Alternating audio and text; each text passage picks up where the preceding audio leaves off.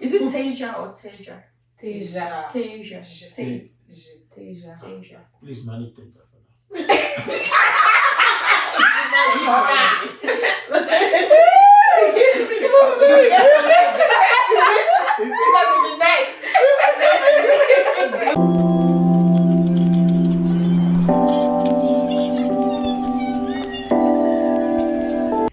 Hi everyone, welcome to the Whole 8 Dynasty Forum. Welcome back. Alright, so if you're new here, thank you so much for stopping by. My name is Tolu. And my name is Anthony. And together we have the Whole 8 Dynasty. Dynasty. Alright, so today's episode is going to be a very special one. As you might have seen on the on the title, okay? We have special and amazing guests in the house, okay? And guess what? Yes? OA Dynasty is going to be on the hot seat. Alright. I'm sweating. So right now, so you can imagine we're going to be the guests on our show. Anyways, we are in for it. So we don't know we don't really know the details of what they're going to ask. So we're going to be surprised, shocked, I don't know, but Bring it on. we're ready for you. Okay. Right. So I'm going to introduce our special guests who are going to be our host. All right. Okay. Okay, hi everybody, my name is Yejide and these are my friends. I'll let them introduce themselves. So this is Tasia. and Aisha. So first of all, thank you so much for hosting us because really, I don't know. But we do have a variety of questions for you and you know, a lot of young people have been talking about you and asking you guys questions, especially with your content and you know, all of the contents that you drop weekly regarding different things, immigration, family, friendship, and all of those sweet stuff. So we thought we would ask you a couple questions regarding friendship and every other, you know, aspect. So my first question would be, when you guys first got together, how were you able to set the boundaries of friendship? How were you able to say, okay, now this is my best friend, this is my person, this is my partner, and I would like for you to still remain my best friend, except this is now my new best friend, and all of that. I don't know if you So and you when don't you want s- to lose the friendship. When you said there. get together, before marriage, after marriage, or when we Let's take it in all the parts. when we Okay. have it out. Yeah. Okay. I think that's a very good question Oh, yeah. because that so back to when we started out, when we were in our final year. Before then, I had few friends. Like I'm not very but I have few friends, and I had a particular friend who was male, who were very close, and many people thought probably we were in a relationship, right? Mhm. We were quite close. So I remember when we started out and all that. In fact, the funny thing is, the very first day I met him, I told my friend, oh, I met this, this guy, like he's really intelligent, and we're just friends and all that. So after I said he wanted to, and he was very straight, like I want to marry, like it was just very. So after we started out, he told me categorically that, and I'm sure maybe this my friend will be hearing this for the first time, right? He told me categorically that, well, since we know that this is who we are, there's no way I can be that close to that my friend anymore. Like it was very clear. I remember where he said it in front of SUG in the university when you tell it like that there's no way we can be, and that was it. So for me it was like, okay, like this guy really means what he said. So I kind of just reduced the frequency of our calls, and then I introduced him to him. So they're so now if they talk they are on that friendship. So that's what we did at the time. But for my husband, I didn't really see I didn't really see any female with him before, so it wasn't really an issue. Like, to be honest, it wasn't really an issue on his own part, right? The only friend that he had was a guy, so yeah. So Yeah. don't say my story for me. Yeah. So one thing that is very important here is that, like you said, there should be boundaries. and that boundary is not limited to even someone of opposite sex. It's even limited to someone of same gender as you as well.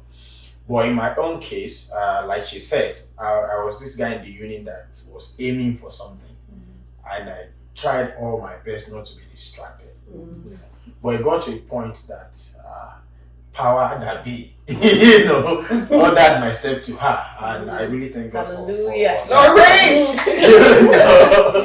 But what is more important to me was that, okay, if we want this thing to work, then we have to be intentional about it. There will be no room for divided attention. And I said that because attachment can come in different ways. It can come in form of emotional attachment, and it can come in form of physical attachment. But when you have both together, it's called hybrid attachment, and that is more complex. So, but in this situation, it was an emotional attachment. Someone you always, share deep things with, career goals, and things like that. But the more you share your life with somebody, the more you become attached to that person. I said, okay, I'm coming not to come and be a friend. What I heard is that you were going to be my wife. Oh, wow. So let's. That's the kind of man. It's like we're not here to play. Let me know. I'm just to cut in, so some people will say that, maybe this other friend was interested. But if you were interested, why can't you make it? Why did you say it? So you can't just keep saying you're around the person and you're really interested in the person and then you're not speaking out, right? I agree. Yeah. But okay, so you were very close to the friend. Yes. Was it difficult for you? Like, okay, you made the decision, you chose that, okay, this person is going to be my husband, this is what has to happen. Great, fantastic. But the process of doing that, or the actual practical walking out of that, we will say yes, we need to do it, but what was that like? Was it difficult? Was it something that maybe you mourned for a while? I don't know, like what was your experience? Yeah, so I would say it was challenging, to be honest, because like I said, I didn't have too many friends, right? So this was someone that I could really talk to, friends, right? It was challenging, but for me, I think it was worth it, because I the way people say that, they don't know if this guy is true or something. I knew from the start that my husband really loved. I knew that this guy was not here to play, so I knew it was worth it to put that friendship aside, right?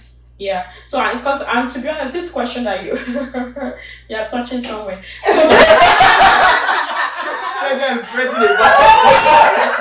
Because after a while, I felt that after we got married or something, I felt like my friend kind of moved away, because so for me, I wasn't pushing you away that I don't want that friendship anymore, but I just wanted the boundaries and all that, and then but after a while I felt that this person was really distant, and it gave me worry, to be honest. And at the point I discussed my husband was like, come, are you looking for friend? I just told him this person is quite distant, and I didn't expect this person to be this distant, I actually spoke to a few mutual, and all that, and they said from a different perspective that maybe this person is there's a particular level that you get to sometimes that some past friendship might not be comfortable. Some people will just see you and automatically judge that maybe this person will not be proud. This person has achieved so much. So for me, the person was able to help me to see it in that light, that maybe you don't know what's going on in this person's mind. But anytime I have the opportunity, I reach out. But I also, and to be honest, I think maybe this also comes with growing older and wiser. So because I wouldn't say I didn't struggle with some of those, but I think I'm now at a place where I believe that not all friendship are meant to be forever. Some friendship would be very useful at that particular moment in your life. Cherish it, but don't burn bridges. Don't close, don't slam the door of friendship, because this person can come back later. And I'm also at a place where I now feel very open to make new friendships. I've never been like that. I'm always but now I know that I need those friendships to go further in life. So I don't also want to close that strings attached. If I can shed more light on it, if this is a question we're going to answer for the rest No, of I the know. I I do have a top-up question just for okay. and I don't know if you are able to just address that while you're saying this, Okay. but it's in the case of how then do you well, of course, with your friend that came to explain that they were the ones who kickstarted the boundary. But in the case where you, as a person, have to start setting the boundaries, that's one. Consider that 1A. And then the second part would be that how do you? I don't know how to phrase this question, but how do you let your friends know that now that I'm in a relationship, whatever you tell me, my husband, basically my husband's gonna know. Oh my god, like this question. Like, okay, so are you done? Yeah, basically. I think it's gonna add And your husband. one seat to Yeah. that. So because actually I have to bring it practically. I have a friend who's getting married soon. This person is like one of my closest friends in the world. And they're getting married soon, and it's been a thing of worry for herself and myself. Like it's something we've talked about before in terms of I definitely want to give you time to spend time with your husband, but then this is somebody I pretty much talk to every day, like maybe for an hour or so on the phone. And it's like, how do we navigate this new reality that's about to hit us? Like, how I want to keep my friendship for sure, but then how then do I still do that while still giving her that boundary with her husband? And then, like Ejide said, just to add to that, then do I have to be now be worried about, this person is going, like, this is somebody I share my life with. I tell them when I meet a new guy, I tell them when I'm talking to someone, and I tell them a lot of things, private things about my life. So do I then now have to stop telling them those things, or like, where is that line? Okay, so I think we are trying to let's dissect it one after. Yes, please. The whole state. To begin with, the question is, what if you are the one trying to draw the boundary Yes. or boundaries?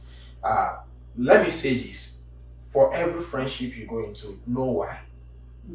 Some people come into your life, they have a purpose, they know it, but sometimes you are not aware of their purpose in your life. So most of time, people just go into friendship or relationship ignorantly. Of course, the other person has a goal. It could be a good, it could be a bad one. So why I said this is that when you know the purpose of that friendship at the beginning, then it's easier for you to draw the boundaries when there's need to do that. For instance, let's pick our home case now. You know that this is just a friendship between you and your somebody of same gender. Yeah. So this friendship, you know that is not like it's going to you're not going to marry her. Yeah. You have the idea that someday she's going to be married. Yeah. So you have that at the back of your mind. So when it is time to start drawing the boundaries, you just have to draw it. I don't want to say that casually because there may be a point whereby you have to grieve that relationship. But most people don't grieve their relationship. So they are still holding on to it instead of grieving it and letting it go. It's okay for 1 or 2 days, you grieve it and just tell yourself that it's okay, it's going to be fine. It's either you find another person or you move on. But the truth is that you and that person will not be under the same roof anymore. Yeah. That person is going to be, be closer to a spouse, having more conversation about it. So the problem is that people are worried about their secrets. Yeah. So yes, people are worried about their secrets, but that will not be an issue if you truly know who your friend is, and if you are really sure of the relationship that your friend is going into. Because people worry about that when they meet the guy and they form an impression that somehow this guy's mouth doesn't close. Right. Then that is where the worry comes in. But of course, you can discuss with your friend your worry. So your friend knows your fears and things like that. But there's practically nothing you can do about that. Yeah. Right. Because if you say your friend should not say some things to her husband, you are breaking a line. You're breaking a line. And at the same time, it could affect their friendship as well. Right. Because if she's keeping something from her husband and the husband got Yes, to know later, Yeah. it could be a big deal. But at that point that you know that person is getting married, you can at least stop saying more secrets. Yeah. One over the ones you've said in the past. Keep the No, rest I of the think future. this is really it's a very important conversation and a very difficult conversation, and I'm all for difficult conversations because we have to speak about it, right? When you said don't tell your husband or something. My husband and I still had this conversation yesterday. Yeah. That don't tell me something and tell me not to tell my husband. I won't talk to you again.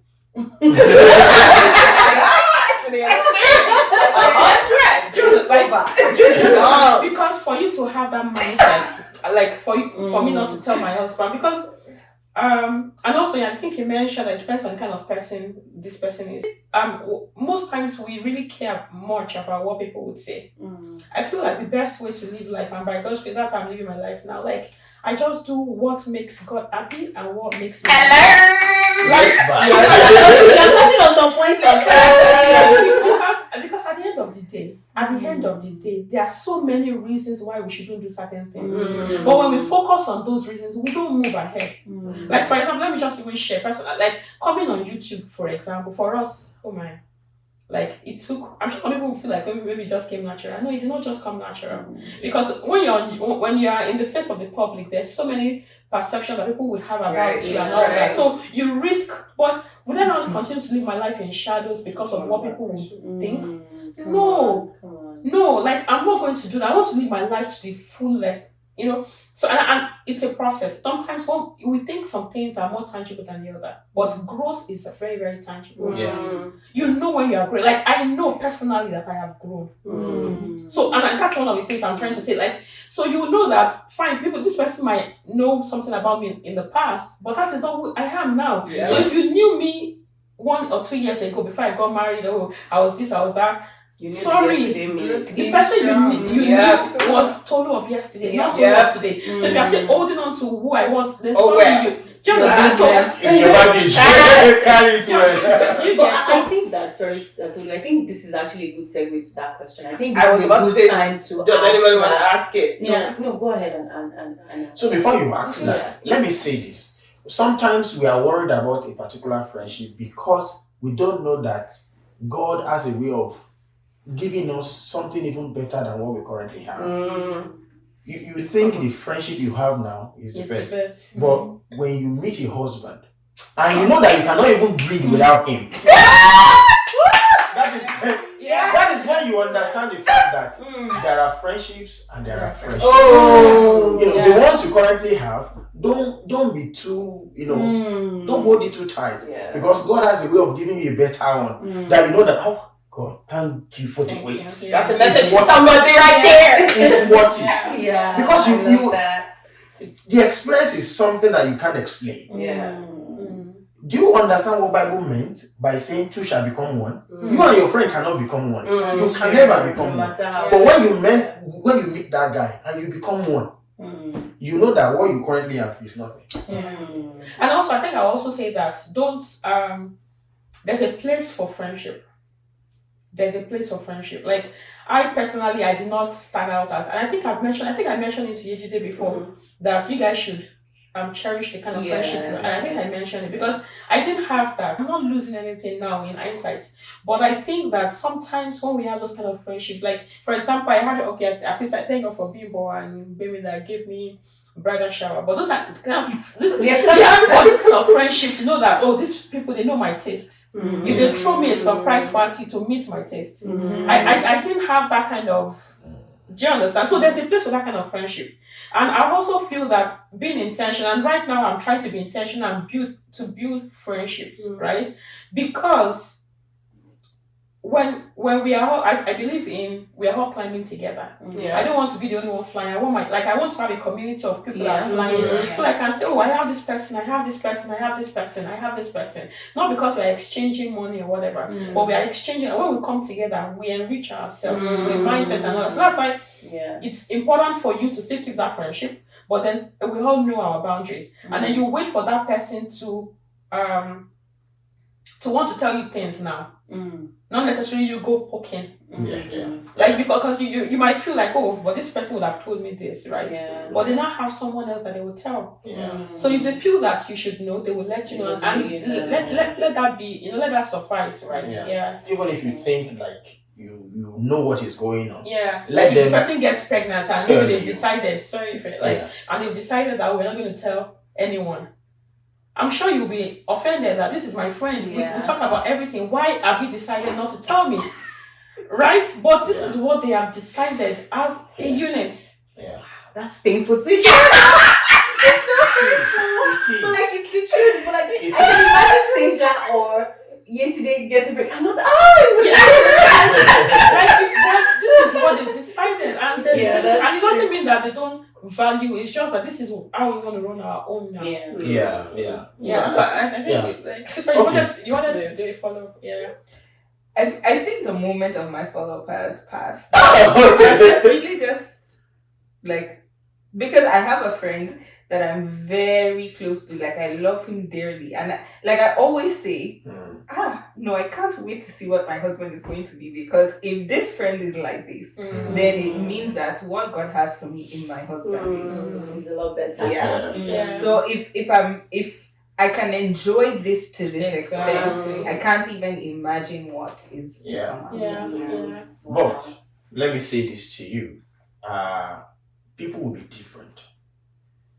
But the covenant you're going to have with your husband is going to be superior than the one you have with your friend. Don't make the mistake of comparing them, because they'll be two different people. And they are serving two different purposes. One is for a period of time, one is forever. But most people come with emotional attachment to someone else, try to recreate that person in their spouse. And it is not the fault of that person, it's because of the emotional attachment to that person. So what should happen is that you should unfriend emotionally. And one thing I've learned about people is that there are things that can trigger that thing. There are things you enjoy with your friend. There are restaurants you go to, maybe certain music that you listen to together. When those things come into the scene, they trigger those good old days, if I can use that language. But those things are not the trigger. Your reaction to those things are the trigger. So you can train your emotion not to react to those things, because those things will be there anyway. For instance, any restaurant in downtown, we will be there until the owner decide to close. So if you go there every weekend with that guy, so does that mean every time you pass there, you'll be thinking, oh, how I wish this guy is here now. So you untrain or you untrigger, you untrigger those things before you meet this person, so that everything that happens with this person becomes brand new. You are not bringing something else, or you are not trying to recreate that in this person. God is so faithful, because I was actually on the phone with one of my friends this evening, and we're speaking about something. I was confiding in her about something and how I was feeling about a certain, situation. And then I was telling her, like, I don't know why this keeps happening. And without you even realizing it, or even, being a part of that conversation, you have actually answered that question. And she was telling me, pray about this, let God reveal this to you. But like, I feel like God just really did. So I'm really grateful. And when I mentioned the fact that you can untrigger those things, it is not as easy as it seems. Like I said earlier, you can grieve over it. It's okay. Mourn over that friendship and let it end there. Because that person will not satisfy some things that your husband is meant to satisfy.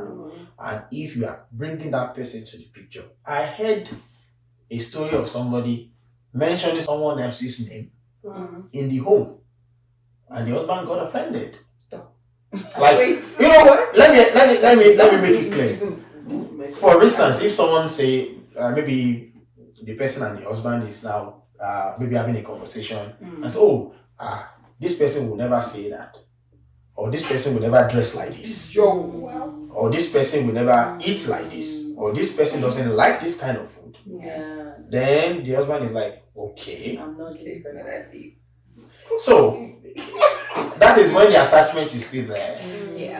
But leave what the Bible said, behold, all things have passed away. So let's start afresh and let it be a brand new relationship that has nothing to do with your past. Like you said, your past is what that guy knows, but your present is what this guy knows. So I also had a question in terms of what you mentioned in terms of growth.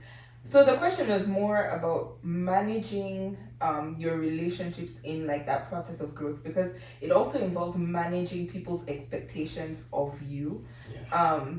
When you grow and you change, it will naturally change how you relate with people and what people can expect from you in those relationships. And it can be tough for you and for the other person. So, especially for somebody who's focused on pursuing growth, which I totally agree with, and I think we all should. How do we manage all those relationships around it? Because if we're not really growing with people, it just naturally creates a divide. And those relationships can be important to us. Yeah. Okay, yeah. So like I mentioned, that growth is very tangible, and I think that whoever would be in your circle should know that this is who you are. Like, because you can't determine how people will react to people. Like, people are different, and they are not you. You can only determine how you respond to a particular situation. How they would react to it or respond to it is not in your control. So, but I think what is in your control is to let them know that this is who I am. It's not about you. It's not because I don't want to talk to you. It's not because I don't want to relate with you. It's just that I want to seek growth. And there's a way you say it. You don't have to even say that. But maybe as you're growing, some of the things that are coming to your mind is, I read my Bible for I spent like 2 hours reading my Bible yesterday, and I got, when we are beginning to bring that kind of conversation to people, they know that this is who this person is. So so when you are doing certain things, it's like, if they are discerning, they will know that this person has moved. And if I'm going to keep that relationship, I also need to move. And this thing also happens in marriage. When one person is growing and another person is not growing, like, we are just human beings. There's no way. Like, it will show. Like, growth is very tangible. I don't know how I'm just saying it, but maybe I just dawned on me, and I'm like, growth is very tangible. You will see it. You cannot just hide it for a long time. But I think it's the onus is on us to let people know who we truly are. So and it's just from our conversation. I'm not coming to. Our friendship is not about gossip. It's not about our friendship is about, we have what we are. So when they see that this is the kind of person you are, they would adjust or they move. And adjust or move. And it's okay if they want to move. Just that you shouldn't be in your place to slam that door of friendship. Because, and this is difficult to admit, people, everybody is useful, but you might not be in the way that you think they'll be useful to you. You might be in a different way. I was talking to my hubby that there's somebody that responds to, like, you put up a status, this person will respond to you. Like, I know that this person cares about me. And how do I know? This person is not just does not just care silently. This person makes it known to me. I think it will take someone who is really fake to constantly let me know that you care by telling me. Do you understand? Yeah. So that kind of a person, even if they are not growing at the same level that I am growing, they have a place already in my heart that I would not just want to throw. So they have a function that they are doing, that they are taking, or whatever, that they are in my life, that I would wish that they grow. And if I have any opportunity to be able to let them know, I would want to let them know. But their reaction to that still depends on them. So I would not feel bad if that doesn't happen. If I can add a little bit to that, the only thing that is constant in life is change. Sometimes that change can come in form of growth, But when that happens, everything around you will feel it. But the first thing that changes in you is your mindset. So when that shifts, things around you will shift alongside with it. And people around you will shift alongside with it, either closer or farther, But when people see that some people cannot withstand your growth, and they just leave. You won't even have to do anything. They will withdraw themselves. And some people will want to grow with you, and those are the people you know that, okay, I need to carry this. You will see it. But some people don't want to grow, don't want to leave you, but they want to be parasitic on you. That is prayer. So in that sense, Bible said wisdom is profitable to direct, because you don't want to, like she said, you don't want to slam it in the into their face, like, why are you like this? Why are you like that? But, I would say you pray for wisdom and how to handle it, because they may be useful for you even on the process to your success. Yeah. All right. So thank you so much for watching and for staying till to this, to the end. So we're going to stop now. I know we've said a lot, but we're going to continue next episode. All right. And until you need to subscribe. Yes, you better. Subscribe. All right. We'll see you in our next episode. For now, we say bye. Bye.